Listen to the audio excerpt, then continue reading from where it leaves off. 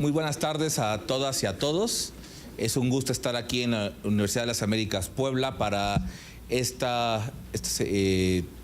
para ser parte y sede de este conjunto de pláticas, ponencias y actividades que se han dado en el marco de los 500 años de la llegada de Cortés a las tierras que hoy conocemos como México, en este grupo de conferencias que está organizando la Dirección de Patrimonio de la Secretaría de Cultura y Turismo del Gobierno del Estado. Y bueno, sí es un gusto estar aquí en DAUDLAB para hacer esta mesa de diálogo con especialistas. Soy Fabián Valdivia y me va a tocar moderar esta mesa, y es un gusto además estar con muy buenos amigos, que además las pláticas siempre de sobremesa, de mesa, de camino siempre son muy valiosas, y sobre todo tenerlos en conjunto para poder dialogar, justamente, que es el sentido de este ciclo de actividades, sobre un tema muy importante que es la base y uno de los elementos de mayor debate, que tiene que ver con el registro de la conquista, es decir, este hecho histórico, este conjunto de hechos históricos que llamamos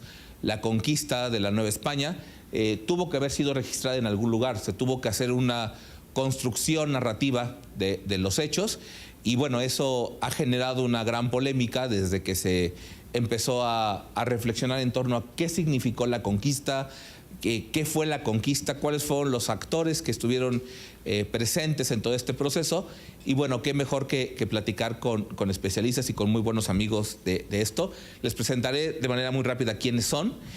Aquí a mi derecha, una muy queridísima amiga, la doctora Lidia Gómez García. Ella es profesora investigadora del Colegio de Historia de la Facultad de Filosofía y Letras de la UAP.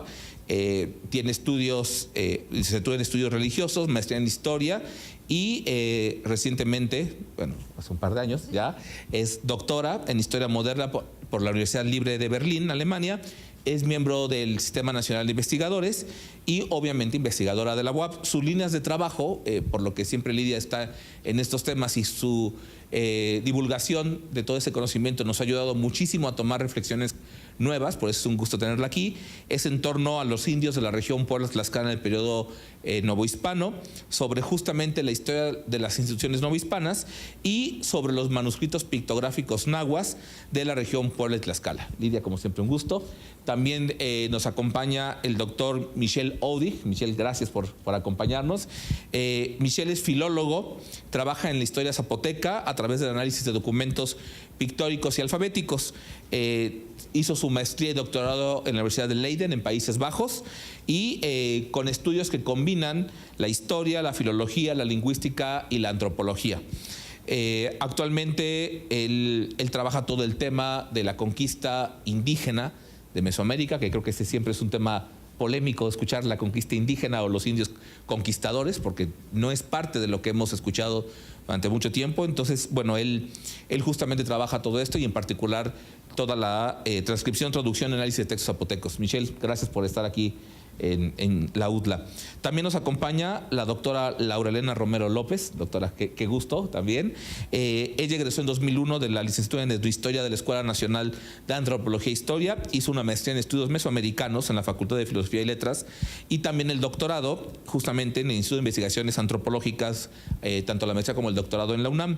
En 2002 comenzó su trabajo de campo en la zona náhuatl de la Sierra Negra de Puebla, donde desde entonces realiza sus investigaciones. En 2003 recibió el Premio Nacional Fray Bernardino de Sahagún, que da el INAH, a la mejor tesis de licenciatura en Antropología Social, y en 2007 pues volvió a recibir este importante premio, ahora por su tesis de maestría. Doctora, gracias, y además gracias porque estamos en casa, además, gracias por recibirnos. Y por último, está justamente con nosotros el maestro David Sánchez Sánchez. Gracias, maestro, por estar aquí también con nosotros. Él es licenciado en Historia por la Universidad de Oviedo, es docente en la licenciatura de Humanidades y Gestión Cultural y en la maestría de Estudios Históricos del Departamento de Formación Humanista de la Universidad Popular Autónoma del Estado de Puebla, la UPAEP, y es director académico de los programas de Humanidades de esta misma universidad. Maestro David, gracias como siempre. Y bueno, la dinámica va a ser que yo tengo preparadas dos preguntas que tienen que ver con ese tema del registro. Le daré la palabra a cada uno de nuestros invitados hasta por 5 minutos, y les han entregado a ustedes una pequeña hojita como esta, para que pongan sus datos. Lo que les pedimos es, si existiera alguna pregunta, no es necesario que lleguen las preguntas, pero si existiera alguna, a la arquitecta Laura, ella es la arquitecta Laura de la Dirección de Patrimonio. Después de la segunda pregunta que haga, les pediremos que le entregue, bueno, ella pasará para que también les den los papeles, para intentar al final, para que no se nos disperse demasiado, yo leeré las preguntas para intentar hacer preguntas claves que puedan intentar responder las inquietudes que tengan ustedes como público. Entonces, bueno, la primera pregunta que le pondría sobre la mesa es que, como yo decía al principio, la conquista es una serie de hechos, no es uno nada más, no es aislado, fue cambiando este proceso que hemos llamado la conquista, pero evidentemente, así como lo hemos entendido o como se ha dicho de manera común, pues hubo dos bandos, ¿no? Siempre se ha polarizado demasiado sin ver todos los matices. En este proceso, justamente tuvo que haber alguien, o hubo un conjunto de algunas personas que registraron lo que pasó. Entonces, la primera pregunta es, ¿cómo fue ese registro? ¿Quiénes lo registraron? Y sobre todo, creo que es lo más importante, ¿cuál fue la intención de registrar la memoria de los hechos que llamamos conquista? ¿Y cuál era esa intención? ¿Para qué registrarla? Doctora Lidia. Bueno, buenas tardes a todos y muchas gracias por la invitación. Respondiendo la pregunta directamente, yo siempre he pensado en un proceso de lo que nosotros llamamos en historia la transferencia de saberes. Hay una transferencia de un saber y una técnica, porque escribir representa un saber y también una técnica. Hubo esa transferencia, pero no a un vacío, sino a unos saberes previos y a unas técnicas previas. Y es en esta adaptación que se hace, y voy a hablar específicamente en este caso de cómo se registra la conquista o este encuentro o esta nueva manera de narrar, porque antes se narraba de una manera distinta, en los pueblos, sobre todo en los nativos de la región Puebla-Tlaxcala. Va a ser un proceso de adaptación, ¿no? de recibir una información y esa información adaptarla a sus antiguas prácticas, pero respondiendo a las necesidades que va generando las nuevas realidades. Yo siempre lo digo, seguramente Michelle va a hablar un poco más al respecto de esta participación de los pueblos indígenas en el proceso de conquista, particularmente en la región Puebla-Tlaxcala, ¿no? Porque fue abundante la participación. Eso no quiere decir que todo el mundo participó, pero fue bastante extendida, por llamarlo de alguna manera. Y ese registro va a ser usado en los nuevos documentos. ¿Cuál es la necesidad que tienen? Pues es que hay un reacomodo. Evidentemente, una vez que termina el proceso de conquista y que se empiezan a establecer, básicamente a través de Carlos V, y las ideas ilustradas, y las ideas humanistas que él tiene, ¿no? De este momento del Renacimiento, al dotar a las comunidades indígenas que no se sienten conquistadas, ellos se sienten conquistadores, todos se sienten, aunque no hayan participado, todos se sienten conquistadores. Hay una necesidad de poder expresarlo porque las nuevas instituciones, ustedes deben saber que para 1555 en toda la región Puebla-Tlaxcala particularmente, ya se hicieron las congregaciones y ya se les dotó de república. ¿Qué es dotarles de república? Dotarles de posibilidad de gobierno y de manejo de recursos, tanto naturales como económicos, y también justicia. Ellos podían impartir justicia, y este es un enorme poder que van a adquirir, pero un poder distinto al que tenían en el periodo previo. Por lo tanto, ellos incorporan estas nuevas técnicas, estos nuevos saberes, y los van adaptando a sus nuevas realidades. En esta parte, en esa manera de incorporar estos nuevos saberes, evidentemente hay incalculables, muchísimos, pero no tienen idea, cada paso es un proceso de negociación. Todo se negocia y rápidamente se dan cuenta que una manera de poder reivindicar su lugar, es decir, obviamente todo mundo en un momento de cambio, pues hay un desequilibrio, digamos, de los poderes antiguos, como todos podemos imaginar, y entonces todo el mundo se trata de acomodar, principalmente porque todos se sienten conquistadores, o sea, partícipes del proceso de conquista. Y en esta necesidad hacia 1555, sobre todo, previamente a eso también, pero en particular a partir de este momento, lo que va a ocurrir es que la manera como ellos podían demostrar qué papel tenían y a qué podían aspirar era a través de un recurso jurídico que significaba quién tenía más tiempo de ocupación. Y por lo tanto que todos pues empezaron a hacer sus historias, ¿no? De yo llegué y nosotros llegamos y hicimos, etcétera, y van a contar todas, pues, ¿cómo les diríamos? Sus hazañas, ¿no? Sus méritos, para poder negociar mejores oportunidades. Y por eso es que todos los documentos, cuando nosotros los vemos, pues son contradictorios, porque evidentemente cada uno pues cuenta su historia como mejor le conviene. ¿Cuántos tiempos tengo? 3 minutos. Entonces, la característica de estos primeros escritos que vamos a tener, pues es esa combinación entre una técnica y un saber y la adaptación de otro saber, ¿no? Que es el registro de la letra de los caracteres latinos, pero sobre todo la posibilidad y la capacidad de, en esta adaptación, reconstruir nuevas realidades y posicionarse de una manera distinta. Y esta es una parte muy, muy importante de este periodo. Ustedes deben saber que para 1555 básicamente están establecidas las repúblicas, es decir, conformados y fundados los pueblos. Cuando se habla de fundación, que apenas pasó la fundación de la ciudad de Puebla, no significa que se hicieron las casas y se pusieron las calles. Fundación significa establecimiento de república, es decir, se dota de cabildos a las ciudades y esos cabildos se eligen de sus propios pueblos. Y para saber, imagínense ustedes en ese contexto, nada más hay que pensarlo en un contexto como este, ¿quién va a dirigir? ¿Quién se va a hacer cargo? Pues hay un reacomodo tremendo entre los mismos nobles y en ese reacomodo pues van a surgir documentos.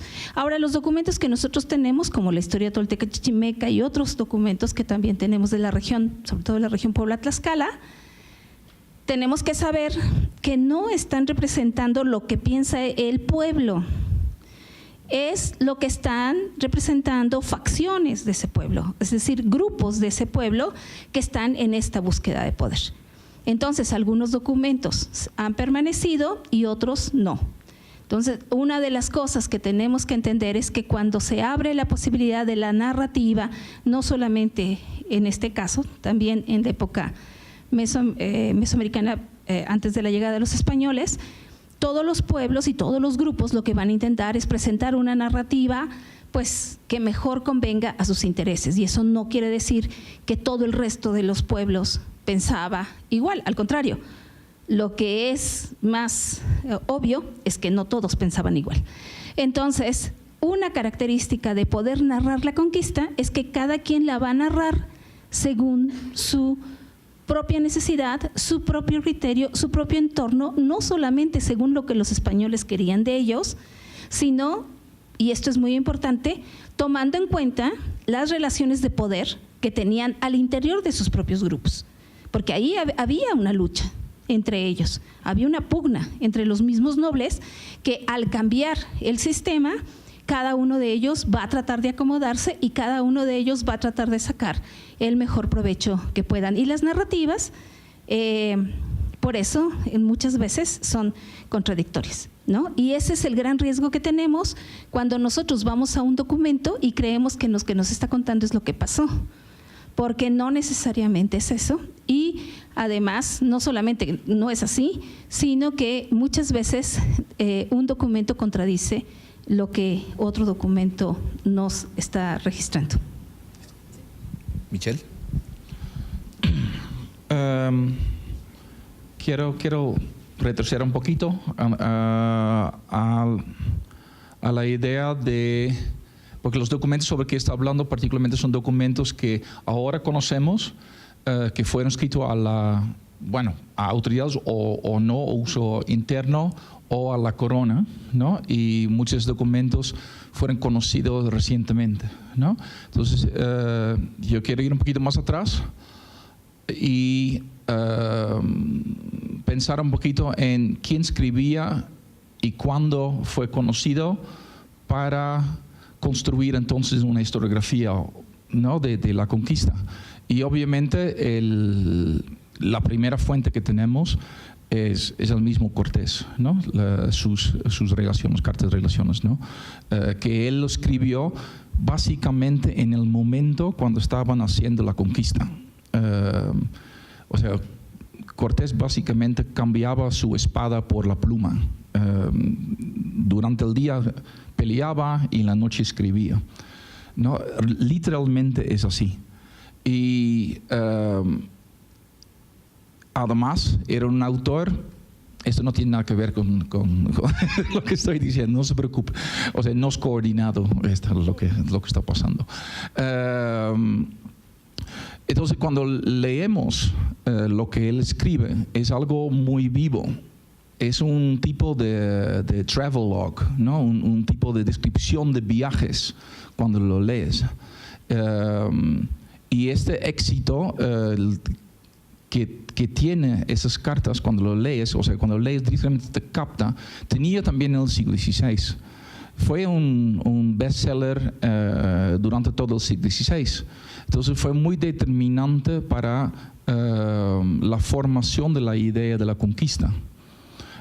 Después vemos otros autores, españoles todos, que publicaron sus textos. Entonces el público tenía acceso a esos textos, ¿no? Gómora, por ejemplo, ¿no? El secretario, o bueno, hay muchos nombres para cómo se llama él, pero él fue una persona de confianza de Cortés y escribió ¿no? la conquista de México. Después tenemos Bernal Díaz de Castillo, que obviamente escribe su redacción a Gómora, y esas fuentes fueron muy importantes para la formación de la idea de la conquista. Y como fueron conquistadores mismos, obviamente la imagen que crearon fue de los españoles hicieron todo, ¿no? Y estas fuentes seguían determinando la historiografía. Después, en el siglo XVII, ¿no? Con Solís, por ejemplo, el gran autor que empezó a escribir sobre la conquista de México, se basaba en esas fuentes. Y después, en el siglo XVIII, siglo XIX, hasta el siglo XX, todas esas fuentes, aunque con métodos historiográficos más avanzados, o sea, tú ves a Hugh Thomas, por ejemplo, ¿no? Su Conquest of Mexico, él se basaba en las fuentes publicadas desde Cortés hasta Solís y toda esta gente, pero también hizo investigación de archivo.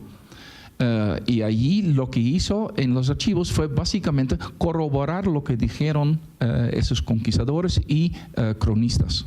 Entonces realmente es la misma historia que vemos, solamente lo que cambiaba era algunos detalles, y particularmente lo que cambiaba era la explicación para la conquista, ¿no? O sea, cada uno buscaba una explicación, cómo fue posible que esta gente lo hicieron, ¿no? Entonces esto cambiaba a través del tiempo, pero el relato básico siempre ha sido lo mismo.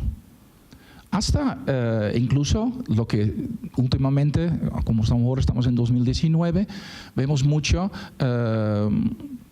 halagos hacia el trabajo de Miguel Layún Portilla, el gran Miguel Layún Portilla, el cronista oficial de la historia indígena de México, ¿no? Lo que vemos en este libro, es un famoso libro, todo el mundo supongo que lo conoce aquí, ¿no? La visión de los vencidos.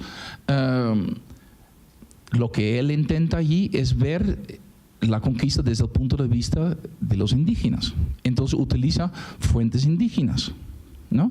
Escrito durante la colonia. Lo que estamos viendo en este relato no cambia en absoluto del relato que existía.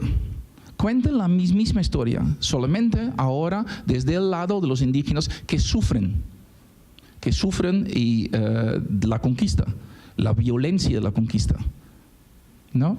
De ahí viene obviamente el título. Pero no cambia nada en el relato mismo. El relato cambió principalmente cuando empezamos a usar las fuentes sobre que estabas hablando tú, las fuentes del archivo. El momento cuando empezamos a utilizar estos, porque aunque las famosas fuentes que estaba mencionando eran conocidos, durante el mismísimo tiempo empezaron a escribir indígenas. Y no solamente escribieron papelitos de 2 páginas, no, escribieron legajos enteros de cientos de folios. Pero lo escribieron a las autoridades españolas, particularmente la corona, para pedir privilegios y derechos por su participación en la conquista. Y empieza ya en 1532. En 1532 tenemos los primeros relatos sobre indios conquistadores. No se llamaban en este momento indios conquistadores, pero empezaron a pedir escudos de armas por su participación en la conquista. Claro, estos documentos fueron conocidos no en Madrid, sino en donde estaba el rey en este momento, y podría ser en diferentes lugares, ¿no? La corte era donde estaba el rey y el rey se movía por toda España. No creo que él lo leía, pero no, sus secretarios lo leían, hicieron un resumen para el rey y el rey entonces se pronunciaba y dijo, ok, dale un merced. Y puede ser llevar un escudo o llevar un arma o recibir una encomienda, ¿no? Todo este tipo de privilegios. Y después vemos más y más este tipo de documentos. Lo que pasa es que esos documentos no fueron publicados y por tanto no formaban parte de la historiografía de la conquista. No formaba parte de la historiografía. Nadie conocía esos documentos, solamente algunos. Y en los últimos 20 años estamos viendo un gran cambio en esto, cuando se ha investigado y se ha publicado esos documentos, precisamente para contrarrestar a las fuentes conocidas. Entonces, el momento cuando leemos Cortés, porque no leemos, por ejemplo, el relato de Mazatzin, de Iztepeci, ¿no? De aquí, de Iztepeci de la Seda, es Rodríguez, ¿no? Iztepeci Rodríguez. Porque él también escribe una carta explicando la conquista. Y él hizo una conquista, según ese relato, sin ningún español, pero conquistó todo el sur de Puebla y todo el norte de Oaxaca. Y lo dice, y no solamente él lo dice con 40 o 60 testigos. Y lo hizo en 1520, antes de la caída de Tenochtitlan. Claro, dice, no, pero espera, esos documentos fueron manipulados, tienen ciertos intereses porque quiere obtener privilegios del rey, sí, igual que Cortés.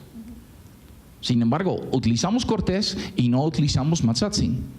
Entonces, lo que estamos viendo ahora, últimamente, en las últimas 2 décadas, es intentar cambiar esto. Vamos a, entonces, leer también las fuentes indígenas que hablan sobre esto, ¿no?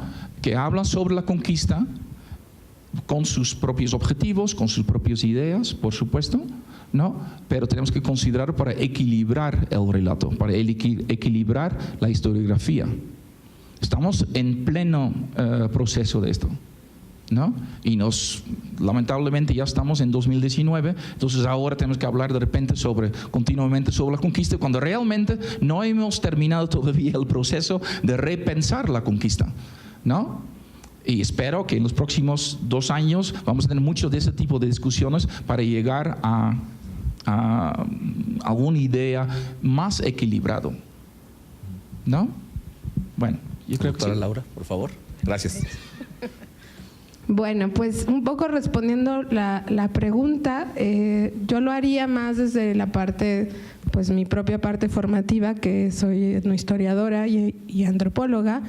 Entonces, voy a retomar un poco lo que acaba de decir Michelle sobre la historiografía de la conquista y sabemos que el registro de los hechos históricos tiene siempre una connotación vinculada con el poder, ¿no? O sea, los hechos históricos se registran siempre con una intención y ahí, que es la parte política en términos generales del registro de poder y del registro de la historia, perdón. En el caso particular de la conquista, creo que a mí lo que me parece más relevante por mi propia formación es pensar qué implicaciones ha tenido este registro en la vida de los pueblos indígenas, por ejemplo, ¿no? En una parte, pero también en la de todos los mexicanos. O sea, este énfasis en ciertas cosas, la leyenda negra, todas estas cosas no son hechos que solo queden en las discusiones de los académicos o que solo se estén repensando desde la academia, sino indiscutiblemente han tenido implicaciones en la vida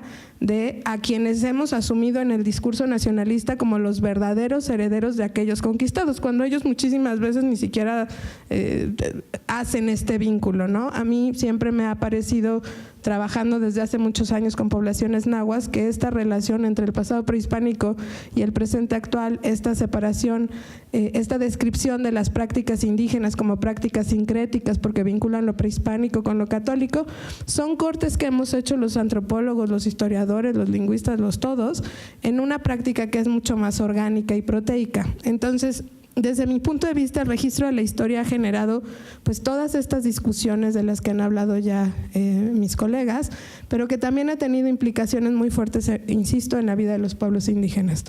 No es una casualidad que hace unas 3 semanas el propio presidente haya generado un tremendo debate diciendo que había que hacer una solicitud y separó la opinión pública, unos muy a favor, ¿no? Otros muy indignados, porque finalmente ese discurso histórico no se cancela cuando las aulas se cierran. Ha tenido estas instituciones, estas relaciones que se crearon en el momento del contacto, han tenido implicaciones en la vida de todos, bueno, de los mexicanos, en nuestra idea de nación. Y a mí siempre me gusta como pensar qué nos enseñan de la conquista en las primarias, por ejemplo, ¿no? O sea, tenemos buenos y malos, héroes y vencidos, etcétera, y quizás se nos olvidan las fechas y terminamos y no pasa nada, pero nuevamente mi reflexión llevaría hacia esa historiografía de la conquista que en el mundo académico, como decía ahorita Michelle, ha llevado a reconsiderar otras fuentes, nos permite ver que el discurso histórico nunca es neutral, ¿no? Y que tiene implicaciones en la vida de alguien y a veces implicaciones no siempre muy positivas, ¿no? Buena parte de lo que se ha pensado y de la folclorización de los pueblos indígenas siempre nos ha hecho hacer esta referencia al pasado prehispánico. 13 de agosto de 1521 termina el posclásico. Eso a mí me parece como una cosa así, no me cabe en la cabeza, ¿no? O sea, el 14 de agosto ya es la época colonial, ¿no? Entonces, me parece como una serie de cosas que antropológicamente, por ejemplo, a mí siempre me llevan a pensar qué ha pasado con ese discurso histórico en la vida de los pueblos indígenas, simplemente por mencionar un ejemplo, y en la vida de todos nosotros que nos hemos formado en un discurso histórico que nos ha hecho sentirnos mexicanos. Siempre hablamos de cuando nos conquistaron, ¿no? Los otros y nosotros, una serie de cosas que tenemos ahí muy introyectadas y que finalmente es un ejemplo muy importante de la serie de valencias que tiene el discurso histórico y de que nunca es un discurso neutral, sino siempre está asociado a cuestiones de poder. Muchas gracias. Pues lo bueno de ser el último es que vienen muchas ideas a la cabeza y cojo de todos ustedes algo. Quizás matizar que justamente la conquista fue una conquista indio-castellana de una alianza contra otra alianza india, y no dos bandos enfrentados, sino que había también un 95% de la población efectiva bélica que era población nativa del territorio. Efectivamente, las fuentes casualmente son a la inversa. Tenemos a fecha de hoy como un 90% de fuentes castellanas sobre esa conquista y estamos recuperando con duros esfuerzos de los investigadores justamente las crónicas, los anales, relaciones de las fuentes indias, incluso también el término registro. No da tiempo a la primera intervención, pero quizás matizar que el registro puede ser un registro registro literario o crónicas, pero también un registro arqueológico, y que a veces no lo tenemos en cuenta y siempre son complementarios y son refuerzo a las investigaciones que estamos analizando. Solamente la parte literaria, el doctor pues hacía mención quizás a la parte inicial, las cartas de relación de Cortés del año 21 al año 26. También a continuación se ha citado a Gómara. Autores, bueno, Gómara, como confesor de Cortés, no estuvo en el territorio, recibió esa información por parte del propio Cortés y la redactó. Y Bernal Díaz del Castillo realmente se enfadó.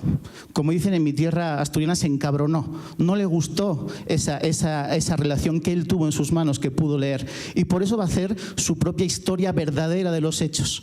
Tenemos autores hasta el momento castellanos, 3 autores, uno de los cuales no estuvo en el territorio, pero recibió información directa del propio Cortés sobre los hechos de la conquista. Como bien decía el doctor, en ese tipo de relación se hace mención a las virtudes del castellano. Realmente, pues ante el rey, pedir prebendas, pedir tierras, territorios, honores, y realmente, a pesar de ello, incluso Bernal del Castillo, recuerdo un término ahora donde él dice que son pocos. El propio Bernal Díaz del Castillo no pone incidencia en que ellos pudiesen matar a poblaciones de forma masiva, porque más bien se tenían que defender, lo dijo la doctora Liliana justamente en la anterior intervención de Dialogarte. Entonces reconocían que eran pocos, necesitaban la alianza desde el día 1. Tras ese primer proceso de primer registro escrito, tenemos autores también conquistadores como Andrés de Tapia. Él hace una descripción muy buena arqueológica, por ejemplo, de los zompantlis. Es muy observador y fue un soldado conquistador. También tenemos una relación de 1560 de Alonso de Aguilar. Son soldados que participaron y a veces nos quedamos con 2 autores. Citamos a Las Casas, citamos a Bernal, y nos olvidamos que hubo más conquistadores, más soldados efectivos que hicieron crónicas de esos sucesos. Incluso lo que llamamos las probanzas. Como bien decía el doctor, también que estamos ahora recuperando en los archivos, tanto nacionales de la República como en España, por ejemplo, de Juan Garrido. Juan Garrido, que Matthew Restal también ha analizado, súper desconocido, le escribe una maravillosa carta al rey, que aparecerá por ahí de vez en cuando, donde le pide privilegios. Es un negro conquistador. Es negro y lo pone, soy negro conquistador católico, el primero incluso que sembró trigo en Nueva España. Y así se vanagloria al rey. Dice, yo fui el primero en sembrar aquí el trigo, majestad. El primero incluso en crear una capilla de San Hipólito. Y pido prebendas. En cambio, casualmente, como es negro, o fue negro, como el archivo no fue consultado en tiempo, porque fue consultado por un doctor puertorriqueño en primer lugar, Matthew Restal a continuación, seguimos por esa vía buscando nuevos datos, nadie ha conocido quizás a Juan Garrido. Y fue otro de los cronistas, otro de los que con su carta de probanza nos habla de los sucesos en esos territorios, en esas cronologías. Después tenemos obras generales ya en el siglo XVI, como son la de Fernández de Salazar o también como la de Las Casas. Esa muy conocida sobre todo por el aspecto de la leyenda negra, donde es fuente de referencia. Buenísima obra. Para contrastar. Recuerden que todas las que estamos citando son obras para contrastar, para comparar. Si ustedes comparan un mismo pasaje de Gómara con un pasaje Bernal, no coinciden. Son 2 visiones de un mismo hecho desde perspectivas diferentes. Y a veces pensamos que todos escribieron lo mismo, como si ustedes ahora aquí en la sesión estuviesen redactando qué están escuchando, qué están viendo, entregásemos al final una hoja, todos ante una misma realidad pondríamos el acento en algo, quizás en el estilo de vestir de Valdivia, en la palabra de la doctora, en el aspecto etnográfico, antropológico de la doctora, otro pues que yo en mi acento español, pero pondríamos acentos diferentes a una misma realidad por motivaciones o por pensamientos personales. De ahí también pasamos a un registro de una conquista espiritual, también que a veces se nos olvida. También son crónicas como, por ejemplo, los memoriales de Motolinía, también la historia eclesiástica y diana de Mendieta. Es decir, aunque sean obras de carácter espiritual, hablan también del proceso de conquista, hablan de los incidentes, de los sucesos, de las conversiones, de los fallos de las conversiones, de que esta tierra está a punto de perderse si Dios no lo remedia. Y a veces también las quitamos de un discurso de conquista y hay que sumarlas, contrastarlas. Además, tenemos versiones peninsulares de gente que tampoco estuvo en el territorio, pero que en la península hablaba con conquistadores o leía crónicas y redactó sus propias historias, como la Historia General y Natural de las Indias de Fernández de Oviedo, o también Los Hechos de los Castellanos de Antonio de Herrera, por ejemplo. También hay versiones de los conquistados. También, como decía el doctor, La visión de los vencidos, justamente de León Portilla, pero que está basado justamente en el libro número 12 de Bernal de Sahagún. Es decir, Portilla toma incluso documentación del propio Sahagún, que había interrogado a los ancianos sabios, que tendrían unos 6 años en proceso de conquista, y de ahí saca información de esos vencidos y cómo ellos vieron la destrucción de su cultura. Pero no tampoco quedarnos en el aspecto de los indios conquistados, sino también de los indios conquistadores. También tenemos aquí expertos al respecto.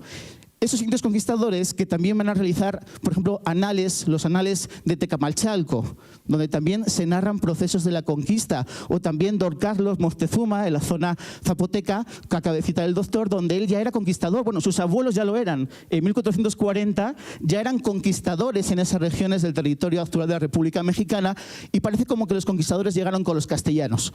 El territorio ya era un territorio de conquista, y como León Portilla siempre citó, es que la humanidad siempre ha sido una época de conquistas. Todos hemos sido conquistadores en todas las civilizaciones.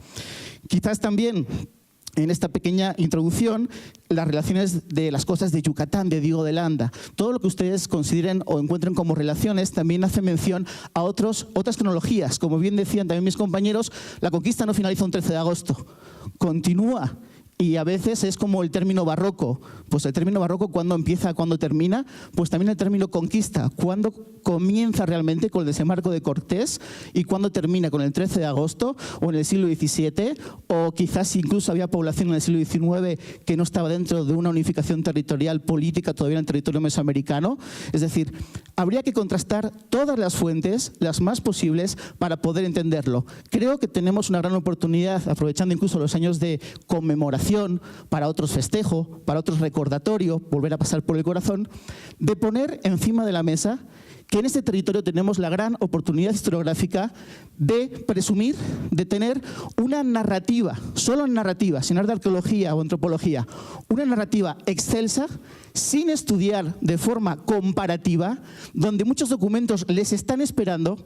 Aquí supongo que hay muchos estudiantes, les están esperando los documentos para ser desclasificados, compartidos y por fin tener una visión lo más global posible de los castellanos, de los indios vencidos, de los indios que, como Lidia Gómez también ha estudiado, defienden con honores la participación en la conquista histórica, unas corrientes incluso arqueológicas fuertes que demuestren que realmente este proceso fue un proceso de los más maravillosos de la humanidad, en todas sus dimensiones y con actores, como les he citado, desde un soldado a un capitán, a un tlatoani, a un campesino, a un rey, a un emperador, y todo en una visión conjunta. Quizás pocas veces en la historia hemos tenido tantas voces encontradas y por encontrar para poder comprender lo más posible qué pasó realmente en esas cronologías. Ya. Pues bueno, pues ya está, ya funciona. Lidia. Creo que nos juntando esta información, como una famosa frase de Leviatán de Hobbes, que el conocimiento es poder, aquí creo que podría aplicar que la memoria es poder. Justamente hay una memoria construida, como decía Lidia, por diferentes necesidades y sobre todo algo que tal vez ni siquiera ponemos en un cuestionamiento, que es justamente la necesidad de una memoria para adaptarse a una nueva realidad, ¿no? Independientemente de la realidad bélica o la negociación política, había una nueva realidad que había que enfrentar, y justamente en este paso para entender que hay una nueva realidad es donde nos ha faltado, creo, como decía ahorita justamente el maestro, una reflexión para saber qué pasó con este nuevo enfrentamiento de una realidad. También creo que nos queda claro que tenemos un proceso entre lo visto y lo no visto, ¿no? Hay un tema de fuentes que tenían una función muy clara, ¿no? Como lo de Gonzalo Mazatzin Moctezuma, que era un elemento jurídico que hoy se ve como una fuente y donde hay más registros. Hay registros documentales, arqueológicos, materiales, artísticos, y creo que el tema es que justamente tendríamos que plantear una nueva intención de revisar las fuentes, de revisar su trascendencia hasta el día de hoy, de esa construcción. La segunda pregunta, digamos, para esta segunda parte, es justamente si lo que todos hablan es un tema de equilibrio o un tema de reflexión, la pregunta sería, primero, ¿para qué equilibrar? Regresando a esto, como hoy ¿por qué tenemos que debatir y por qué no hay que guardarlo, hay que ponerlo? O sea, ¿por qué equilibrar? Y creo que lo más complicado es ¿y cómo equilibrar el relato? Lidia. Bueno, quisiera regresar un poco a asunto que ya mencionaron respecto a esta pregunta o esta petición que hace López Obrador a España pidiendo que se disculpe, ¿no?, por los abusos, porque así lo menciona, los abusos a los pueblos nativos, bueno, él les llama originales originarios, y no es peccata minuta la manera como él se expresa, y de eso quiero hablar específicamente. Cuando nosotros pensamos que escribimos y nosotros mismos hoy escribimos en el vacío, es un error. Tenemos formas, ¿no? Y para mí siempre ha sido muy importante entender el formato que escogemos, porque escogemos un formato para decir las cosas. Se escoge un formato para decir, escribirle una carta o un chat al novio, y tenemos otro para escribirle una carta al rector. Este formato es tan importante como los contenidos, y esta parte es la que creo que es importante y que hemos descuidado mucho. Y ahí voy. Durante el siglo XVI, la manera como se entendió la conquista estaba establecida en un formato que era útil para ese momento, para esta búsqueda de equilibrios de poder. El mismo Bernal Díaz del Castillo hace su verdadera historia, no porque quiera contarnos lo que realmente pasó. Están en una lucha por preeminencias, ¿no?, en este caso en la Audiencia de Guatemala. Entonces, no están en el vacío, y por lo tanto van a decir cosas y las van a poner en un formato para que tenga la mayor validez posible. Imagínense ustedes si le escriben al rector de la universidad como en un chat a su novio o a su cuate. O sea, esas cosas no funcionan así. Nosotros tenemos formatos, y los formatos son tan importantes como los contenidos. El mismo Cortés, regresando a lo que decía Michelle, el mismo Cortés está aquí de ilegal. Yo siempre les digo a mis estudiantes que fue el primer mojado, ¿no? Está aquí de ilegal y tiene, ¿no?, a los otros que vienen, que ellos sí traen sus capitulaciones, es decir, ellos sí vienen legalmente y está en competencia con ellos, con sus otros propios colegas. Y por eso escoge las palabras que va a decir. ¿No creen ustedes que él escribió nada más lo que sucedía? Va a usarlo en formatos distintos, porque esos son los que le van a dar legalidad a lo que él está solicitando. No nada más narra en formatos jurídicos escogidos para ir dando legalidad a lo que está diciendo. Y lo mismo va a suceder en el caso de los indios. Van a aprender rápidamente a hacerlo y también lo van a ejecutar de esta manera que les estoy comentando. Y ahora, por otro lado, la manera como se entendió la conquista en el siglo XVI tenía que ver con esto. La manera como se entiende la conquista en el siglo XVII ya no funciona igual. Por lo tanto, la narrativa de la conquista va a tomar nuevas formas, porque jurídicamente ya no significa lo mismo, ya no es útil para las necesidades que había. Y nosotros lo vemos, bueno, yo que estudio documentos indios, ahí se ve clarísimamente que hay un cambio sustancial en la manera como se va a entender la conquista.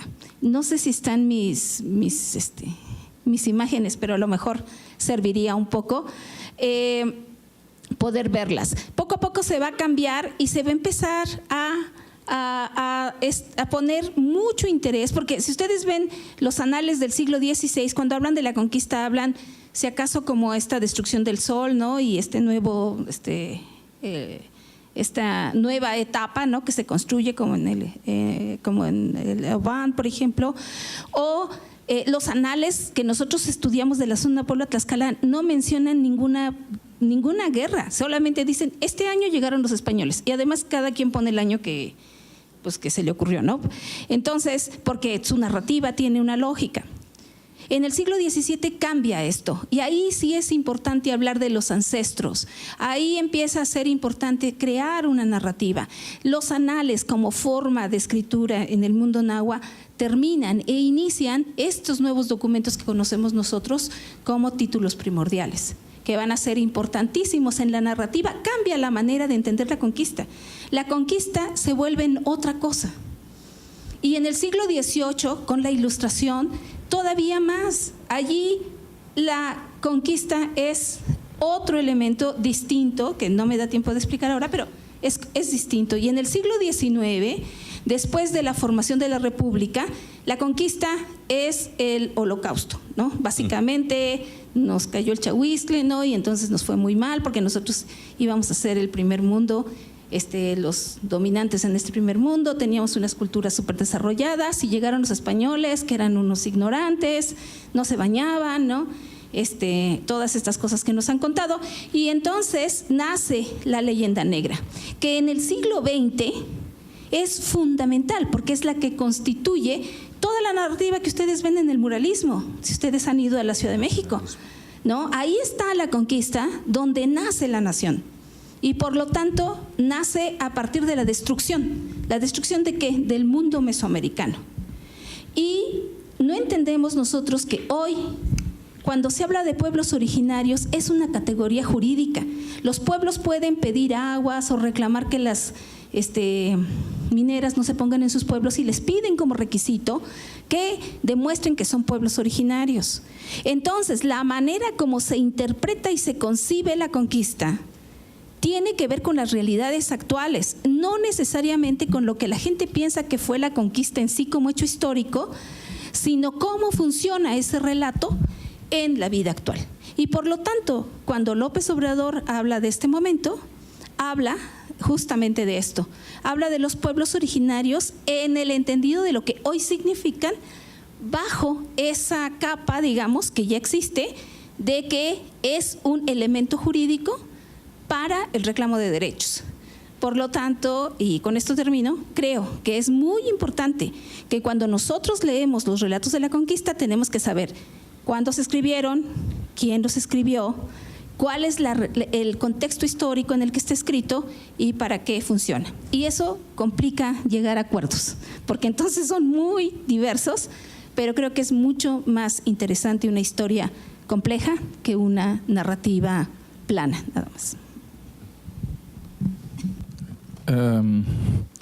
Sí, yo creo que precisamente el problema que estamos viendo, si empezamos con la famosa carta ya, es una formación de una idea de la conquista, ¿no? Que es tan promovida en las escuelas, en la historia, en México, que es casi imposible ahora hablar sobre la conquista desde un punto de vista histórica como nosotros lo consideramos, ¿no? Porque el momento cuando dices, como tú acabas de decir, por ejemplo, que es un inicio de algo maravilloso, ¿no? Pues yo estoy seguro que mucha gente dice, ¿cómo? ¿No? Maravilloso. Sí, porque no es cuando murió ¿qué? 60-70% de la población, no es cuando se terminó el mundo indígena, no es que sí, y todo eso es verdad, murió gran parte de la población, pero también, y eso estoy de acuerdo, hay una formación de una nueva sociedad, que es la sociedad novohispana, que es riquísimo, que muestra una habilidad, una capacidad de reformar, de adaptarse a nuevas circunstancias, una creatividad increíble que vemos en las iglesias, que vemos en la forma de vivir, que vemos en los documentos, en la formación de nuevas ideas religiosas, todo esto que es precisamente producto de este encuentro o este colapso uno encima de otro, o como quieras llamarlo. Lo que pasa precisamente, y particularmente diría yo, después de la revolución, había una necesidad de formar una identidad, que es la mexicana. Y esta identidad no existía. Y yo diría, todavía no existe, hasta hoy en día. El siglo XIX fue un gran tiempo de pleito y de intentos de separarse. Y esto tenía que terminar, porque si no, México nunca iba a ser un país. Entonces lo hicieron en muchas diferentes maneras. Y uno de ellos fue precisamente crear una identidad, y esta identidad lamentablemente es una identidad falsa. Está basada en una idea que nunca existía. México nunca existió. Y la identificación con los mexicas, de donde viene México, o la palabra México, viene de los mexicas, los que vivían en Tenochtitlan y Tlatelolco. ¿Qué tiene la gente de aquí que ver con México? México realmente, ¿no? Pues nada. ¿Qué tiene gente que ver en Oaxaca con México? Nada. En Yucatán, nada. En el norte, pues menos todavía, ¿no? Entonces, eso tenía que forjar. ¿Y cómo lo hicieron? Pues reprimir lo que había. Reprimir la diversidad. Reprimir las lenguas indígenas. Reprimir la cultura indígena. Y reprimir lo que todos ustedes fueron y son. Esa falta de reconocimiento de la diversidad es lo que yo creo es un problema precisamente hoy en día y en la identidad. Gente, o sea, ¿qué es ser mexica? ¿Qué es ser mexicano cuando vives en otra región? Pues es un problema. Porque esta idea está basada en, los prehispánicos. ¿Quiénes son? Vamos a tomarle los mexicas, ¿no? Todos ustedes son mexicas, descendientes de mexica. Porque esa es la historia oficial, ¿no? Que tenía entonces en Templo Mayor, allí Huitzilopochtli como su gran dios. ¿Por qué? Porque está en su moneda, en su bandera. Ahí está Huitzilopochtli, anunciando, este es el lugar, esta es la historia de donde vamos a terminar. Pues eso no tiene sentido, ¿no? Porque aquí había gente que no tenía nada que ver con esto, y siguen teniendo nada que ver con esto. ¿Qué tienen los poblanos que ver con la Ciudad de México? Pues son unos prepotentes, son unos idiotas, son unos, ¿no? Perdona a los que viven en la Ciudad de México, ¿no? Pero si usted va a Oaxaca, y yo trabajo en Oaxaca, si yo voy a preguntar en un pueblo, ¿qué te sientes? ¿Te sientes mexicano? Dice, no, me siento de este pueblo. Y lo dice además, si tenemos suerte, en una lengua indígena, ¿no? Después, sí, pero más. Bueno, soy zapoteco. Bueno. ¿Y qué más? Bueno, oaxaqueño. Y después tal vez dicen mexicano. Toda esta historia para ellos es vacía. No significa nada. Lo leen en la escuela y el libro dice que esos son ellos, pero ellos no lo sienten. Sin embargo, en el proceso de convencerlos, perdieron su lengua, perdieron gran parte de sus costumbres. Y esta es una situación incómoda, porque el momento cuando vamos a hablar entonces sobre este problema de qué es la conquista, cuáles son los españoles, cuáles son los indígenas, pues tenemos el mismo problema. Indígenas no existían, no había una identidad indígena. Había un señorío, había otro señorío, y cada uno decidía qué hacían enfrente de la nueva situación. No, pero fueron los españoles los malos y mataron a todos. Pues no. Realmente no. ¿Pero murieron 70% de la población? Sí, pero la gran mayoría murió por enfermedades que sí fueron traídas por los españoles, pero tampoco lo trajeron como, mira, tengo aquí una bolsa con una enfermedad. ¿No? Sí, me cayó, exacto. No fue así. No. Entonces, el momento cuando seguimos pensando en esta manera de nosotros contra ellos, pues entonces nunca vamos a resolver nada. Y por tanto, una carta como hizo el presidente, yo creo que no sirve de nada. ¿Por qué? Porque esta realidad no existe. ¿no? Bueno, aparte de esto, y este yo creo que es muy típico de esta posición, porque hay detrás de la toma de la idea de la conquista con la revolución particularmente, hay una idea del pueblo decapitado, ¿no? Es la idea de que llegaron los españoles, mataron a todos los intelectuales, todos los que publicaron los grandes códices, las grandes obras arquitectónicas y todo esto, todo desaparecieron, quedamos con el pueblo, los mazahuales, el pueblo común, la gente que no tenía cultura con una C grande, ¿no? Y los indígenas actuales, esos son los descendientes de esta gente, y por tanto se explica por qué están en situaciones en que están, ¿no? Esa es la base que hay detrás de toda esta idea, una base racista, discriminatoria, ¿no? Entonces, para mí, el momento cuando yo escuché sobre esta carta, y lo escuché mucho antes que todos ustedes escucharon, porque tengo un amigo que es el segundo de la embajada española, ¿no? Él me contó sobre esta carta y yo digo, oye, pero ¿quién es él de hablar en nombre de los pueblos indígenas? En algún momento hemos escuchado un pueblo indígena pidiendo perdón por esto. Si fuera así, yo estaría totalmente de acuerdo con eso, pero yo no conozco ningún pueblo que yo he escuchado. Sí, lo escucho obviamente los concheros en la Ciudad de México, ¿no? Pero realmente nunca he escuchado esto.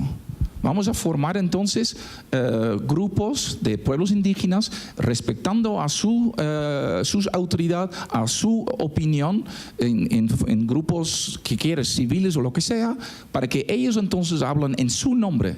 Si hacemos esto y ellos declaran esto, si ellos piden una carta y digo, es adelante, ¿no? Pero no es el caso, ¿no? Bueno, pues ¿dónde empezar ahora?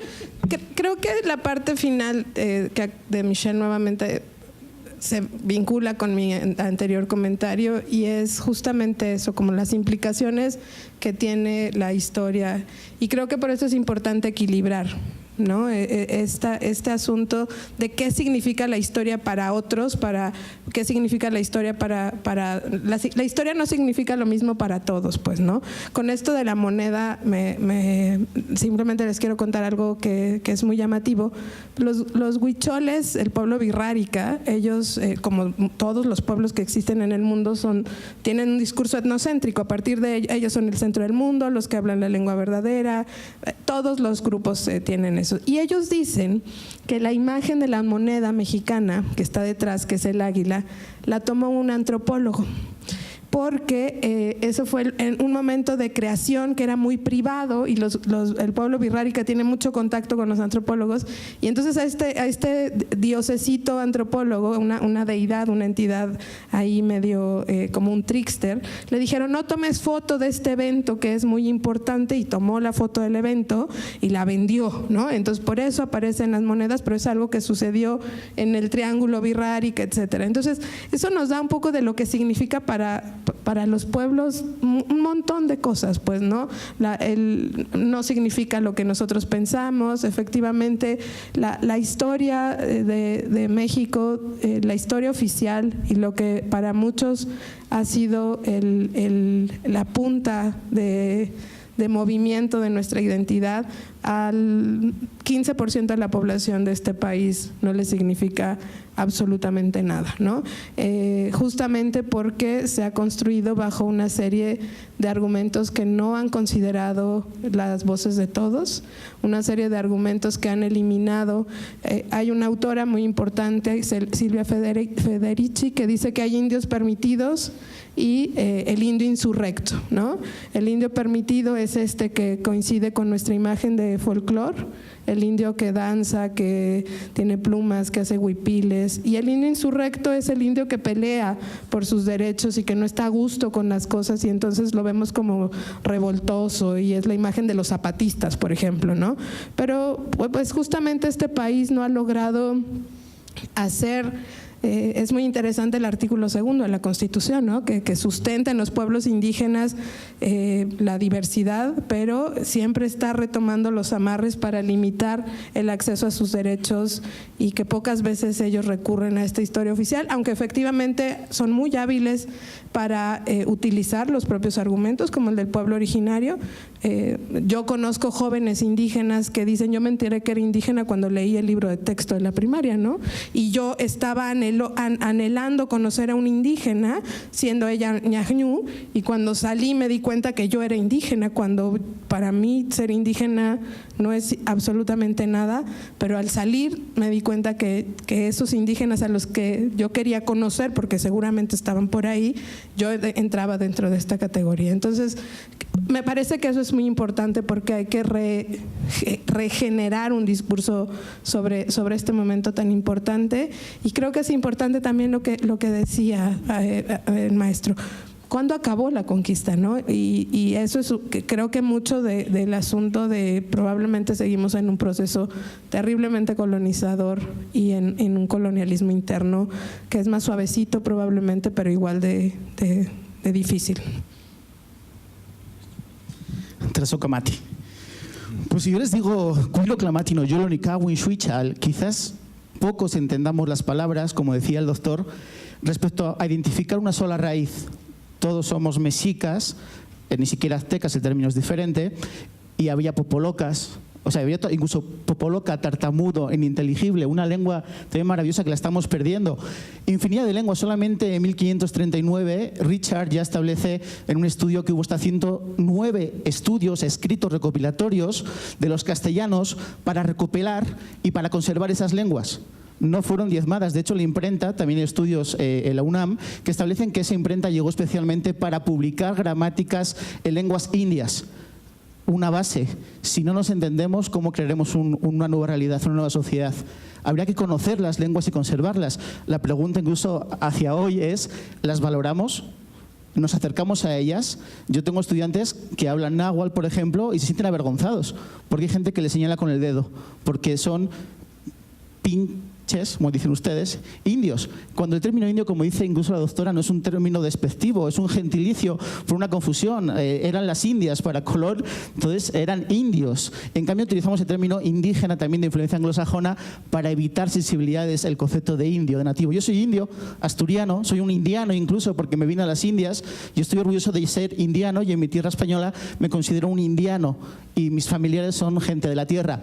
Recuerden que incluso el término castellano-español, un español hoy es fenicio, cartaginés, godo, ostrogodo, musulmán, solo 786 años bajo la influencia musulmana, y puedo seguir la lista de pueblos.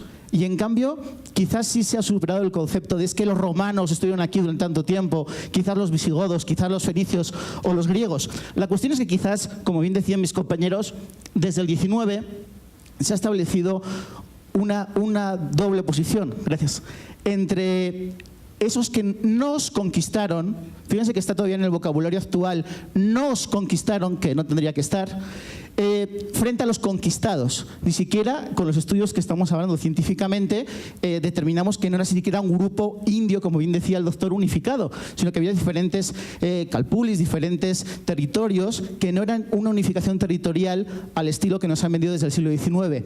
El estadio azteca, la televisión azteca, todo es azteca. Y como bien decía el doctor, ¿qué pasa con el resto de regiones? ¿Qué ocurre con ellas? ¿No existían? ¿Formaban parte de esa triple alianza que tampoco eran Tlacopan, Texcoco y Tenochtitlan?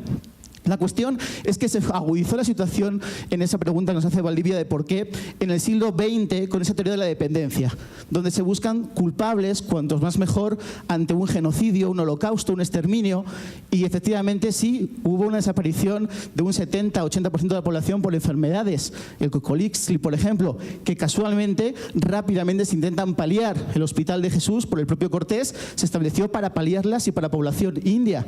¿Por qué? Porque las leyes de mestizaje desde 1503 establecían favorecer los matrimonios entre la población local y la población llegada, que era ínfima. Por lo tanto, siempre se buscó una integración. ¿Había una destrucción de un mundo? Sí, pero rápidamente incluso las comunidades nativas lucharon por componentes como incorporarse a un sistema globalizado Quizás hoy hablamos en la comida de Internet, quizás la globalización pues no nació con Internet, sino con poner en comunicación diferentes continentes, antes no en contacto, donde los productos, los pensamientos, las cosmovisiones se iban a encontrar. Iban a crear nuevas realidades. Incluso esa negociación fue no una degradación cultural, sino que muchos de ellos de forma voluntaria adoptaron las nuevas realidades y las sumaron como propias, no como ajenas, no como impuestas, no a latigazos, sino por intereses comunes. E incluso con una alta capacidad de organización mutua, tanto las instituciones castellanas como el pensamiento nativo. Recuerden que las crónicas nos hablan de la inteligencia, Botolinía, Palafox y Mendoza. Lo que tardaba meses en la península o años en la península aprenderse un oficio, aquí eran meses. Y eso quizás lo estamos también eliminando, paliando nuestra argumentación, donde las poblaciones también en un eurocentrismo exacerbado, pues prácticamente hubo que venir a colonizar a las poblaciones americanas. Falso también. Son historiografías también caducas que tenemos que superar tanto en el territorio de la República como en el territorio europeo. Realmente de esa unidad, efectivamente nació, como decía el doctor, una nueva sociedad. Quizás, para mi gusto, de las mejores de la historia de la humanidad, donde la integración de cosmovisiones, de gastronomías, de arquitecturas, de arte, de cultura, fue algo a lo cual tenemos que presumir al mundo en una identidad hispanoamericana. Y en cambio, algunas personas, algunas instituciones, algunos gobiernos, no digo nombres, pretenden todavía seguir tapando, ocultando o quizás sintiéndonos menos. Decía Vasconcelos que hasta que no sintamos como propio ese mestizaje que nos hace propios, nunca seremos grandes naciones, e incluyo a la española, porque tampoco crean que en España estamos para tirar cohetes. Tenemos una crisis de identidad también bastante fuerte en estas décadas, casualmente. Por lo tanto, quizás, para contestar a la otra pregunta de cómo equilibrarlo, pues si hoy de aquí uno de ustedes sale con la inquietud de seguir investigando, buscando documentación, leyendo nueva bibliografía, ya tenemos una ganancia. Con que uno solo de ustedes lo hagan, con que nosotros no nos rindamos, porque tampoco crean que es fácil. Muchas veces falta incluso el financiamiento. Los investigadores también comemos, ustedes también estudian y pagan matrículas muy caras. Es decir, el apoyo a la cultura, a la investigación, en todos los registros, arqueología, antropología, historia, literatura, de estas etapas son fundamentales para poner en su sitio de una vez más a este periodo que estamos debatiendo, estamos analizando, y orgullosos, insisto una vez al mundo, decirle, esto es parte de nuestras raíces hispanoamericanas. Y muchos territorios del mundo nos tienen envidia desde décadas, desde cientos de años, donde se gestaron esas leyendas negras, porque nunca van a poder presumir de lo que el pueblo mestizo hispanoamericano ha sido capaz de realizar en la historia de la humanidad. Y podríamos hacer una lista terrible de casos, pero no vean que la circunnavegación de Magallanes Elcano es algo español, no, es hispanoamericano. No vean que la cultura del barroco es algo español, no, es hispanoamericano. E incluso me atrevo a decir que el mejor barroco del mundo está aquí, y está en Puebla. En cambio, no lo presumimos. Por lo tanto, quizás cómo hacerlo con mayor orgullo, con mayor estudio, con mayor trabajo y con mayor análisis por parte de todos. Gracias. Aquí tengo ya las preguntas, ya más o menos las agrupé y hasta pensé más o menos a cada quien puede responder. Creo que va primero Lidia, sí, otra vez. Hacen una pregunta muy técnica, Lidia, es ¿cómo saber que un documento, como los que has mostrado, es auténtico, confiable y sobre todo cómo ver los intereses del que lo escribió? Tú que eres todo un experto en documentación. No, bueno, aquí está Michelle. Bueno, una respuesta a un seminario. No, está tremendo. Bueno, Michelle tiene muchísima más experiencia que yo en estas cosas, sobre todo en códices y en pictografía. Les voy a hablar de un documento normal, del que escribimos nosotros todos los días. Él también es filólogo, por cierto. ¿Cómo podemos cuestionarlo? Todos los documentos tienen un formato, todo lo que escribimos tiene un formato, incluso las notas que ustedes toman de sus clases tienen un formato. Y lo que tenemos que ver son aquellas cosas que constituyen el formato y aquellas cosas que constituyen algo distinto. Por ejemplo, en un acta de nacimiento, todas las actas de nacimiento de todos los que estamos aquí, que somos mexicanos, van a tener los mismos datos. bueno, las mismas cosas que se registran. Pero, ¿qué es lo distinto? Pues es el nombre de cada uno de nosotros, la fecha en que nació, etcétera. Pero el formato es exactamente el mismo. Y es fácil distinguirlo en ese tipo de documentos. Es más difícil distinguirlo en otro tipo de narrativas donde tenemos que aprender otras cosas. Tenemos que aprender técnica de cómo se construye una narrativa. Las narrativas, incluso aunque ustedes no se den cuenta, pero nosotros construimos narrativa en base a modelos y tenemos una cosa que en literatura se llama leitmotiv, que es lo que le da coherencia a toda la narrativa, y después de ahí ponemos todas las cosas que se van sumando a esa narrativa, y es lo que hace Cortés. Justamente construye una narrativa y luego le va agregando las partes jurídicas, que es lo más importante para él, ¿no? Y cuando nosotros lo vemos en un análisis, sobre todo en la primera carta, que es muy importante, él no está narrando lo que está ocurriendo, él está legitimando que él lo está haciendo a pesar de hacerlo de manera ilegal. ¿Y cómo lo vemos? Bueno, porque ahí vemos directamente citadas, ¿no? Aunque dentro de una narrativa, los aspectos fundamentales de lo que significa la legitimación de una exploración dentro de los términos que dieron lugar a las capitulaciones, que son estos contratos, estos acuerdos que había. Entonces, es un poco complicado. Michelle quizás lo pueda ampliar un poco por las pictografías, pero hay que ir a buscar los antecedentes, hay que ir a buscar lo que hay detrás y cuestionarnos qué estamos haciendo. Sería muy lindo, y ahora que hablábamos de la era digital, sería muy lindo que ustedes entendieran un poco lo difícil, por ejemplo, que fue para mí entender cuando los estudiantes me responden un mail con una X y un paréntesis, ¿no? Entonces yo luego me quedo pensando ¿qué significará eso, ¿no? Son códigos que ustedes manejan muy bien, y la verdad es que no sé si le están refrescando o no sé qué suceda, pero algo me estarán diciendo. Y hay que entender los códigos y cuestionarnos qué hacemos. Es muy interesante cuestionarnos qué hacemos, y yo creo que de ahí ustedes van a poder comprender. Es muy difícil narrarlo así, quizás con un documento lo podríamos hacer. Creo que ya no está mi presentación. Quizás ahí les podría yo explicar mejor. De todas maneras, nunca debemos olvidar que no hay una sola manera de expresarlo, hay muchas, y la elección de una es tan importante como lo que decimos, tan importante como lo que estamos diciendo. Que nosotros elijamos una manera, un formato, es súper importante. Y bueno, simplemente para ponerles, este es un formato que, aunque ustedes no lo crean, pero este es un formato académico, ¿no? Donde hay algunos que discuten aquí, otros que escuchan. Y en este mismo momento, el mismo día de hoy, está aquí mismo, en esta misma región de Cholula, este etnólogo de Lina, que publica en Proceso, por cierto,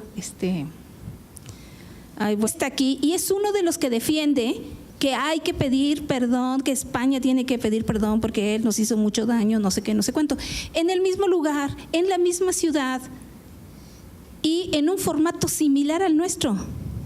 Va a hacer lo mismo que nosotros y va a usar términos similares porque él también es un académico y nosotros usamos tecnicismos, formas, usamos palabras que son propias de nuestra disciplina. Y él está hoy aquí, quizás a la misma hora, creo que a las 6 empezaba el ADEL, ante una audiencia, en el mismo formato, y estamos diciendo cosas completamente distintas. Por eso es importante encontrar en el formato aquellas cosas que son similares y aquellas que no son similares. ¿Por qué este formato es importante? Porque da legitimidad a lo que nosotros decimos. ¿Se dan cuenta? Lo importante de este formato y de este ritual es que lo que nosotros decimos se supone, ¿no?, que tiene una legitimidad. Nadie nos pidió nuestro grado cuando nosotros llegamos acá, ¿no?, y que nuestras calificaciones, a ver si habíamos sido buenos estudiantes, nada. Solamente por estar aquí tenemos esa autoridad porque es el formato lo que le da esa legitimidad, ¿no? Y yo creo que eso es lo que nos debemos preguntar de un documento. Ese documento, ¿cuál es su formato? ¿Cuál es su contenido? ¿Y cuáles son sus circunstancias? De manera general, un poco para comentarlo. Bueno, Michelle, va otra pregunta. No, y sí, o sea, y si quieren aprender a hacer esto, pues ven a las clases, ¿no? De etnohistoria y todo ese tipo de cosas. Y ahí lo aprenden. A ver, Michelle, la pregunta va en... Así como esta es una pregunta muy técnica sobre que hay que empaparse más o menos de los procesos y demás, ahora la pregunta sería la contraria. Hay ideas, aquí que lo ponen como ideas erróneas, no sé si necesariamente erróneas, pero si nada más se ha visto solo un canal de la conquista, no falta ver que esto es un proceso más complejo de construcción de memoria y demás, pero la pregunta es justamente cuál podría ser una propuesta para esta apropiación de memoria histórica y cultural, pero en un ambiente no académico. O sea, ¿qué tendría que hacerse como estrategia para que llegara a ser algo más, así como el muralismo fue una estrategia que generó el nacionalismo y una polarización a través de un proyecto? Hoy, con medios digitales, con toda esta información, como decía Lidia, con estos formatos más cercanos al público en general, ¿qué podría hacerse para esta parte no académica? Porque obviamente, aquí lo decían que me parece interesante, hasta tratarlo sin recelo, sin recelo, sin... Sí. Bueno, el formato es siempre lo que buscamos en diferentes formas, ¿no? Uno es eso, lo que estamos haciendo, aunque estamos ahora en la academia. Pero la divulgación de ideas siempre es un problema, porque tenemos que traducir lo que nosotros investigamos, lo que encontramos, hacia un público general. Y es complicado, porque además yo puedo ir al Zócalo en México y dar ahí una conferencia e invitar a la máxima cantidad de gente, pero eso no quiere decir que lo que digo necesariamente queda en la mente. O sea, si yo 3 semanas después pregunto, oye, ¿y cuál fue el punto ahí sobre el indio conquistador, ¿no? Por ejemplo, ¿no? Pues probablemente escucho 5% o 10% de lo que yo he dicho. Entonces es algo que tiene que repetir y repetir y repetir y repetir hasta que finalmente queda, ¿no? Estamos en cuanto al indio, no sé, el indio conquistador es la idea de que la conquista realmente era una experiencia compartida, ¿no? en la cual los indígenas tomaban un mismo papel, si no más importante que los españoles. ¿Sí? Esa es una corriente historiográfica, ¿no? que hemos desarrollado. Bueno, sobre esta idea, ahora estamos desarrollando una exposición, por ejemplo, en Tlaxcala, precisamente. Tlaxcala, obviamente, por el papel que todo el mundo conoce, los grandes traidores de la patria, ¿no? Que obviamente es ridículo la idea, porque no había patria ni había traidores, ¿no? Pero ahí precisamente vamos a hacer una gran exposición sobre la idea del indio conquistador. Y cuando digo grande, es realmente grande, porque va a estar en los 2 museos, el Museo de la Memoria y el Museo Regional, y el camino que conecta los 2 museos, todo esto va a estar incorporado en la exposición. Esto va a llegar a mucha gente, pero yo he buscado una manera de ponerlo en el mismo Zócalo en México, ¿no? Porque en Tlaxcala va mucha gente, pero al Zócalo en México va más gente, ¿no? Entonces buscar maneras de continuamente simplemente hacer llegar el mensaje a través de cualquier manera. Y es difícil, y yo creo que algo muy importante también será los libros de la SEP. O sea, si leemos hoy en día los libros de la SEP, es realmente para llorar. En cuanto a la historia oficial nacionalista, hasta la falta de la historia regional. Yo creo que en todos los libros, en todas las escuelas, deben tener una parte sobre la historia regional. O sea, cuando tú vives aquí en Puebla, tú tienes que saber cuál es la historia de Puebla, ¿no? Y yo iría más lejos todavía. Lo que tenemos que, cuando tú vives aquí en Puebla, tiene que por lo menos recibir en la escuela algo del náhuatl, ¿no? La lengua que se hablaba aquí originalmente. Y si vas más al sur, pues entonces prepárate, porque ahí vas a recibir clases en popoloca, ¿no? Y si vas a Oaxaca, pues puedes imaginar 16 diferentes lenguas, ¿no? Pero a mí me parece normal. No quiere decir que vas a hablar esa lengua, pero por lo menos para que tienes una idea de cómo suena y cómo está organizada la lengua, ¿no? Entonces, para mí eso es lo que es muy importante en la escuela. Porque en la escuela, mi hijo, por ejemplo, creció aquí en México, y fue asombroso cada año cuando pregunto, ¿qué han hecho este año en historia? Hablamos sobre Zapata, hablamos sobre Juárez, hablamos sobre... Cada año. No, y digo, oye, pero ya sabes, no todo sobre Zapata, creo yo.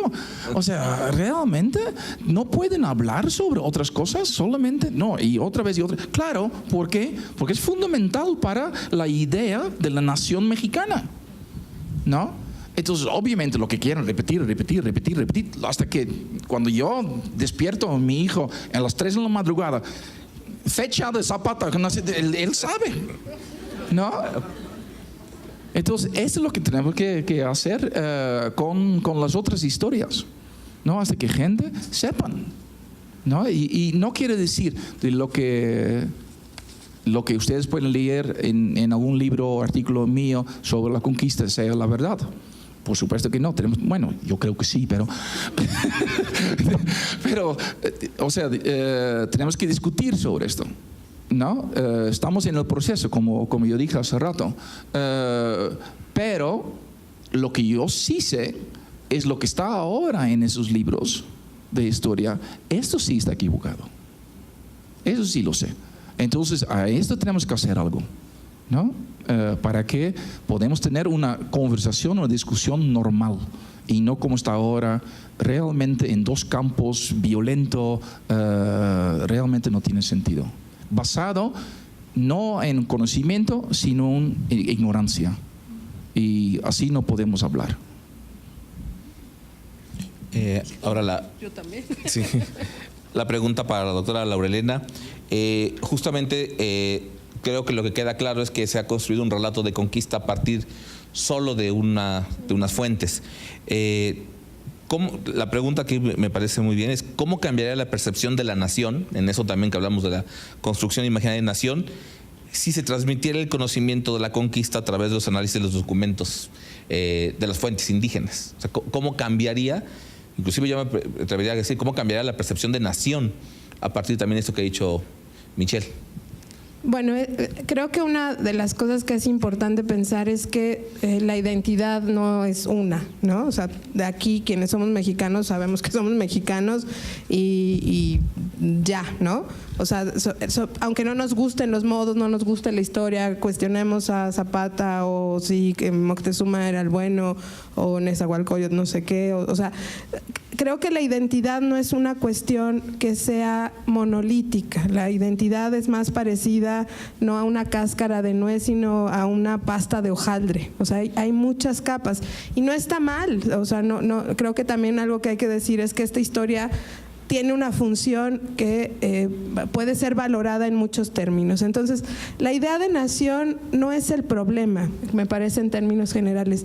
Creo que lo que resulta problemático es qué se ha hecho con la idea de nación y con el forzamiento de estos muchos Méxicos que hay en el territorio y que se les ha obligado a adscribirse a una sola identidad, ¿no? O sea, yo no tengo problema en ser mexicana, ser chilanga, aunque seamos odiosos y ruidosos, etcétera. O sea, no tengo problema y me siento muy orgullosa de ser mexicana y me siento muy orgullosa de ser defeña, y en el DF defiendo mi poblanidad. O sea, cuando en mi familia me dicen que los mejores chiles en nogada están en Santo Domingo, o sea, yo me ofendo terriblemente porque los mejores chiles no pueden estar en el DF. Eso es un contrasentido. Los mejores chiles en nogada están en cualquier lugar en Puebla porque son de de nosotros, ¿no? Entonces mi mamá me dice, uy, nosotros, ¿no? Tú que decías hace 20 años que no te ibas a ir a ese pueblo rascuacho, pero sin ni loca, ¿no? Entonces ahora tienes un hijo poblano, un marido poblano, vives en Puebla y defiendes sus chiles en nogada, ¿no? Y claro, lo hago con mucha honra, pero cuando mi alumna de Cuernavaca cuestiona a los chilangos, defiendo terriblemente el derecho a andar en chanclas y calcetines por Cuernavaca y ir al Oxxo así porque así se nos da la gana. O sea, hay muchas capas de identidad. El problema es que este México no es homogéneo y debería de haber la posibilidad de darle cabida en este espacio a todos aquellos que son seris, yaquis, mijes, popolocas, popolucas, etcétera, ¿no? O sea, no es un problema absoluto. El problema es que a mí, como defeña de clase media de la Ciudad de México hispanohablante, no me pasa nada, ¿sí? Pero hace poco veíamos una película en Ambulante con los ojos cerrados y había una mujer de mi edad, de mi mismo tono de piel, pero ella era una mujer mixteca que había sido encarcelada porque no habla español. Entonces, cuando yo la veía y me veía, me daba cuenta que la diferencia entre ella y yo eran mis privilegios, ¿no? Y el hecho de que esta historia de nación se vuelva obligatoria para todos es lo que creo que resulta problemático, ¿no? Entonces, México no es un México homogéneo. México son muchos Méxicos y, como decía Michelle, si alguien habla con alguien de una población indígena, lo primero que te dice es soy tlaqueño y luego mexicano en términos de hablar náhuatl y luego pues poblano, ¿no? O sea, y vamos teniendo así, y al final, quizá muy al final, pues son mexicanos. Y así nos pasa a todos. El problema es que unos resentimos menos la imposición de este México homogéneo, con una historia compartida, con una geografía delimitada, con héroes y antihéroes precisamente establecidos, y otros lo resienten mucho más. O sea, esta idea de nación impuesta ha provocado que muchísimos mexicanos hayan perdido su posibilidad de defender sus derechos, el derecho a sus autoridades, a su territorio, a su lengua, a sus manifestaciones culturales. Y me parece que la idea de nación va a estar ahí, y todos nos sentimos muy orgullosos cuando estamos en España y vemos la bandera ondearse y se nos enchina la piel con el himno nacional. O sea, eso no es el problema. El problema es que esta idea de nación a una buena parte de los mexicanos se les ha impuesto como un deber ser, y me parece que ese es el asunto que resulta, y algunos no los resentimos, pero otros muchos sí, y en su vida cotidiana, y son sancionados por hablar. Algo que es sorprendente y muchísima gente no lo sabe, es que México no tiene una lengua oficial. El español no es la lengua oficial de México. México tiene lenguas nacionales, y eso quiere decir que cualquier persona que es detenida y no habla español, el Estado tiene la obligación de juzgarlo en su propia lengua, porque a diferencia de otros países, el español no es nuestra lengua oficial. Hay 69 lenguas, 70 con la lengua de señas mexicanas, que son las lenguas nacionales, pero eso no lo sabemos, ¿no? Todos estamos convencidos de que cuando les pregunto a mis alumnos, ¿cuántos de ustedes hablan, por ejemplo, cuántos de ustedes hablan un dialecto? Y son los estudiantes de antropología los que levantan la mano súper cómodos, ¿no? Y dicen, yo hablo poblano, yo hablo veracruzano, yo hablo chilango, pero el resto dice, ¿yo un dialecto? No, yo hablo español. Ajá, pero le dices, y mi eterno pleito, le dices hojaldra al pan de muerto, ¿no?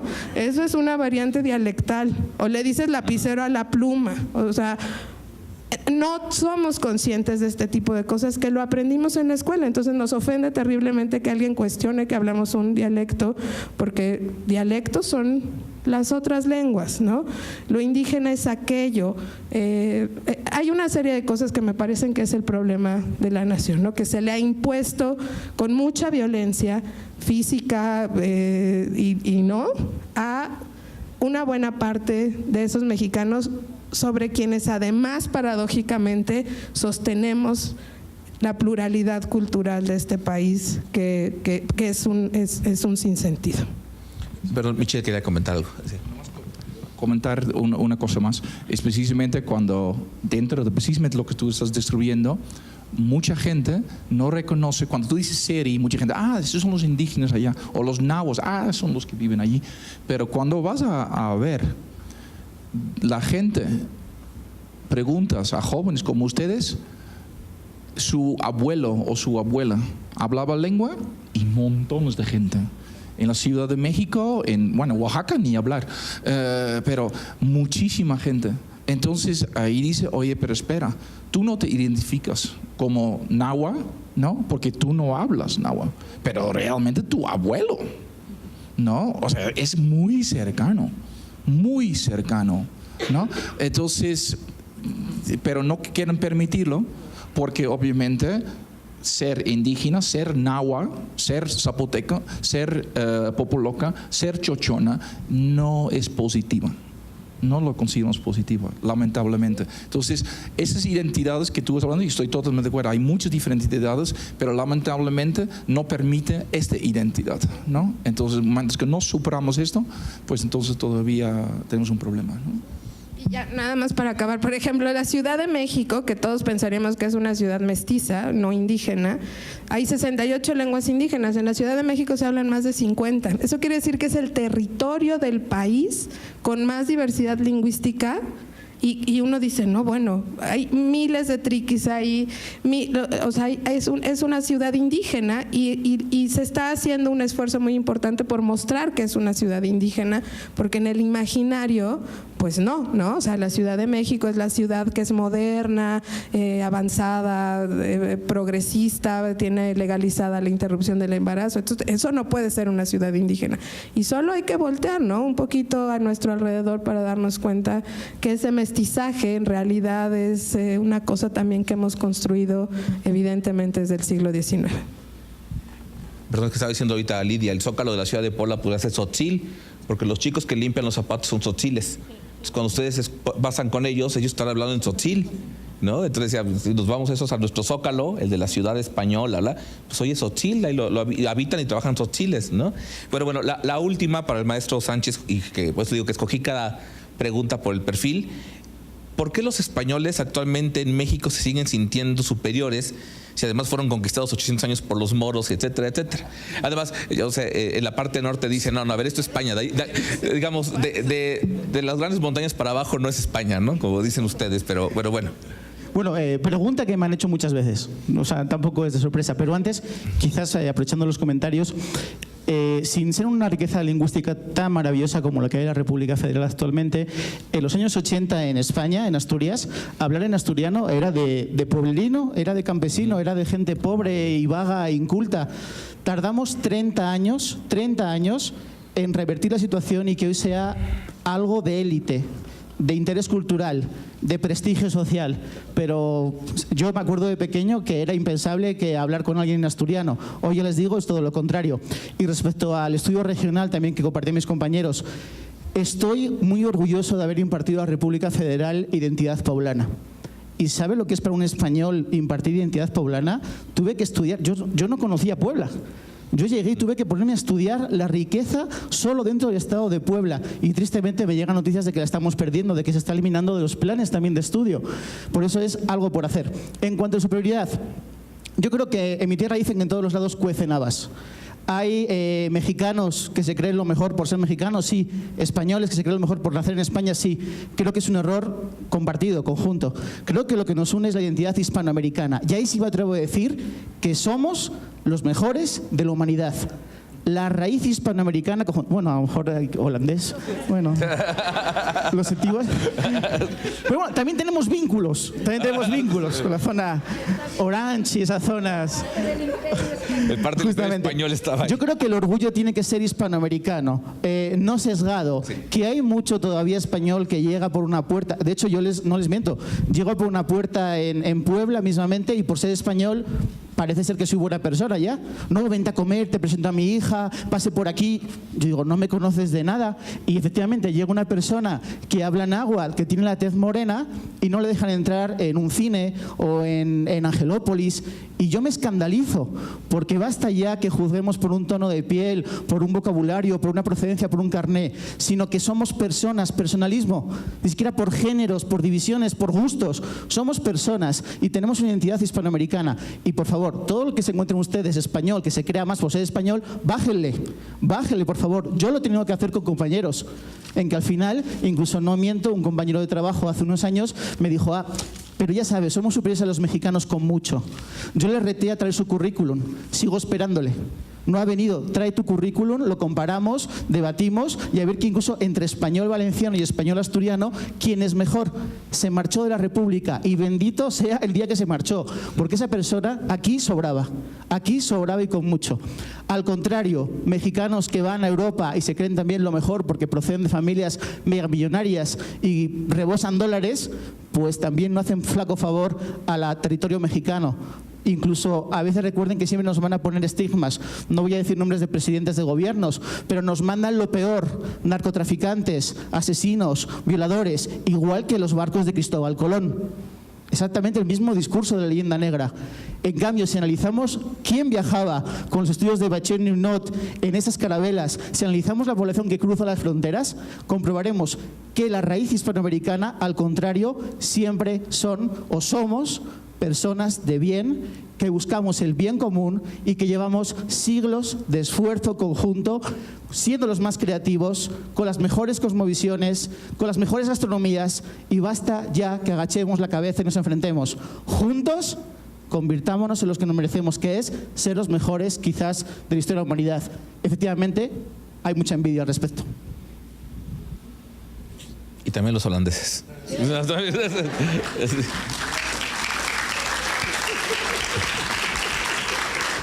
Bueno, pues muchísimas gracias por su presencia, muchísimas gracias a los invitados. Justamente hoy se decidió hacer esta mesa de debate, como ustedes dieron cuenta, era para sacar chispas, ¿no? Con toda la intención de poder generar debates, que ustedes se vayan con ideas, porque hoy se recordarían 500 años de la llegada de Cortés justamente a las costas de Veracruz, un hecho que cambió no la historia de ese territorio, la historia de la humanidad completa, en todos los sentidos, un cambio que tal vez ha sido como el Big Bang, ¿no? O sea, fue una explosión, pero seguimos teniendo todavía las ondas de choque y el ruido llenando el espacio, y justamente por ser una fecha tan emblemática, tan importante, que había que hacer la reflexión, pues quisimos, como comentaba muy bien ahorita Lidia, que hizo la Dirección de Patrimonio de la Secretaría de Cultura y Turismo del Gobierno del Estado, presentar esto aquí justamente para generar debates, generar ideas, que es lo que más importa, y generar sobre todo reflexiones que nos permitan, más allá de ponernos de acuerdo si alguien o no tiene la razón, dialogar, que justamente es el nombre de estas conferencias, Dialogarte. La próxima, como pueden ver en la pantalla, va a ser el 9 de mayo, la marcha hacia el sur, patrones de alianza, guerra y colonización entre 1524 y 1528, que va a ser en el aula magna del Instituto de Sociales y Humanidades de la UAP, justamente en el centro histórico. Y también tendremos el 24 de mayo propaganda o relato, visión estética de Hernán Cortés a través de la iconografía de los Austria. Hace rato decíamos un poco en broma con lo de la carta, que le dicen al rey, y el rey podría haber dicho: ¿y yo qué culpa? Yo soy un Borbón, yo no soy un Austria. O sea, los conquistaron los castellanos y fueron Austrias, no fueron Borbones, ¿no? Entonces, ahí sí podría aplicar la de ¿yo qué? ¿No? O sea, pero justamente este tipo de cosas permiten ver que los relatos están construidos y que hay mucho más que un mural de Diego Rivera detrás de todo esto. Pues muchísimas gracias. Se puede sacar a los ponentes papeles su correo, que les recomienden bibliografía más in extenso. Y bueno, fue un gusto estar aquí en la UDLA, es un gusto también haber estado con nuestros invitados, justo todas las atenciones que nos dieron en esta gran universidad, y sobre todo pues el esfuerzo que se está haciendo para generar diálogos. Muchísimas gracias, que tengan buena tarde.